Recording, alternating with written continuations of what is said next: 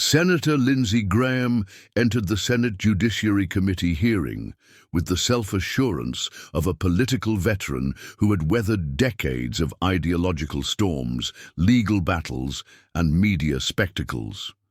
To him, the conversation ahead centered around judicial impartiality, racial bias in sentencing, and federal oversight seemed like yet another routine occasion to score rhetorical points and perform political theater.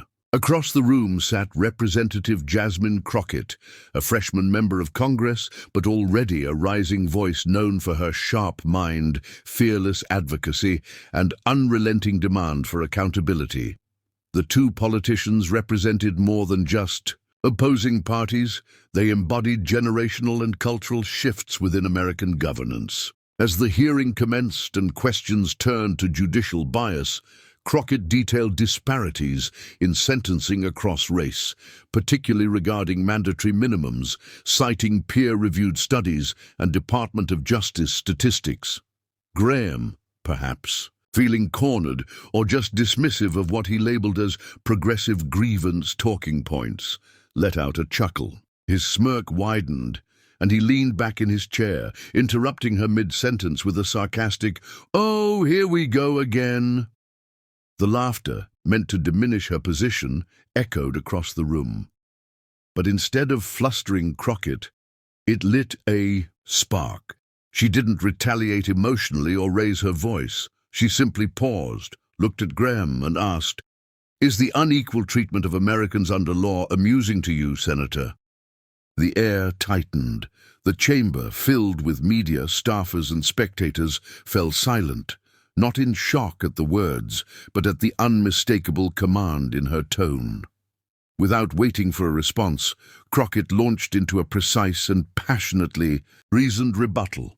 She spoke not just as a lawmaker, but as a civil rights attorney who had seen systemic injustice up close.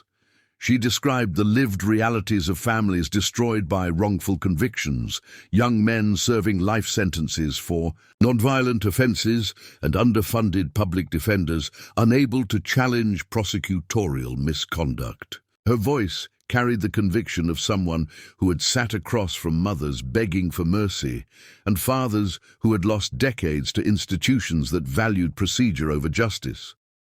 "You laugh because this system doesn't fail your children," she said, making eye contact with Graham. "You laugh because your experience with justice is different, but millions of Americans aren't laughing, Senator. They're serving time for crimes they didn't commit or receiving harsher sentences because of the color of their skin." She continued without pause, citing legal precedents, amicus briefs, and recent appellate decisions that illustrated the pervasive inequities baked into the system. Her delivery wasn't performative. It was surgical, each point building on the last, with the rigor of someone who wasn't trying to win a soundbite, but to restore the gravity to a conversation distorted by arrogance and deflection. "If we can't discuss bias in sentencing without condescension," she said, "then we don't deserve to call ourselves representatives of the people." By now, Graham's posture had changed. The smirk had faded, his interruptions ceased.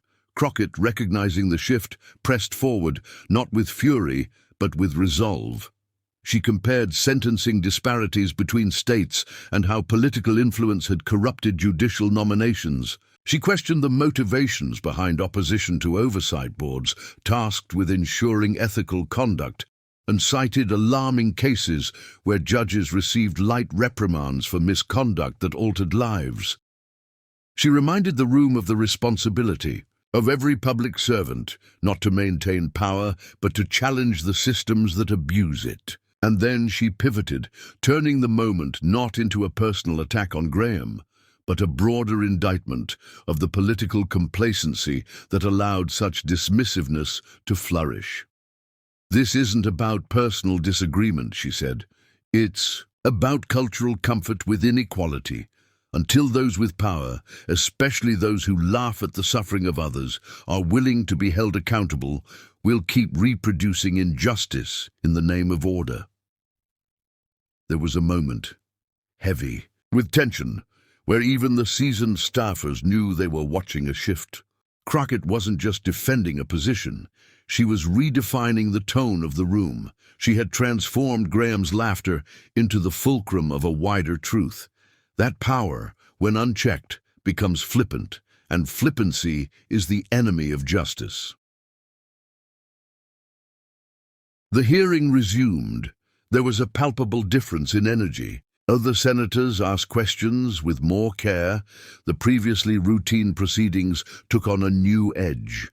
Reporters furiously typed, some live-streaming clips of Crockett's remarks that would later go viral. Twitter, Instagram, and even mainstream media channels like CNN and MSNBC began circulating edited reels with captions like "Jasmine Crockett stuns Senate with truth bomb" and "Freshman rep schools Graham in real time." But beyond the media noise, something more substantial was happening. Crockett had exposed the limits of institutional arrogance. Graham, who had perhaps expected to coast through the hearing on the usual partisan playbook, now found himself grappling with the consequences of underestimating someone unwilling to be minimized. To his credit, he did not interrupt her again, but the damage to his argument, to his credibility in that moment, was done.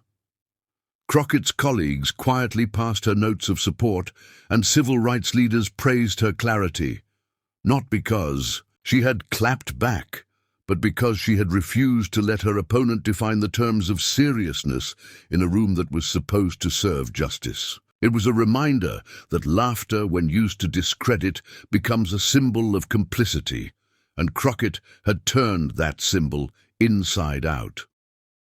In the days that followed, Crockett's office was flooded with letters, some hateful but most grateful, from law students who saw in her a role model, to public defenders who felt their battles had finally been acknowledged on the national stage, to everyday citizens who were tired of being the butt of jokes made by those in suits and seats of power. She issued no boastful statement, only a post on social media that read, "Power is not proven through laughter, it's proven by listening when it's uncomfortable."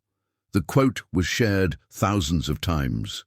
Lindsey Graham, when asked about the exchange in a later interview, downplayed it, saying he was just reacting to another political monologue. But even his supporters knew Crockett's words had struck a chord, and no soundbite could undo it. For those who had long felt unheard in Washington, she hadn't just defended a policy or won a debate. She had shown that grace under pressure, armed with knowledge and conviction, could shake even the most entrenched pillars of power. And so, when history remembers that hearing, not for its policy conclusions, but for the moment when laughter was silenced by truth, it will remember the day Jasmine Crockett reminded the room that dignity is not requested, it is demanded, especially when those in power laugh.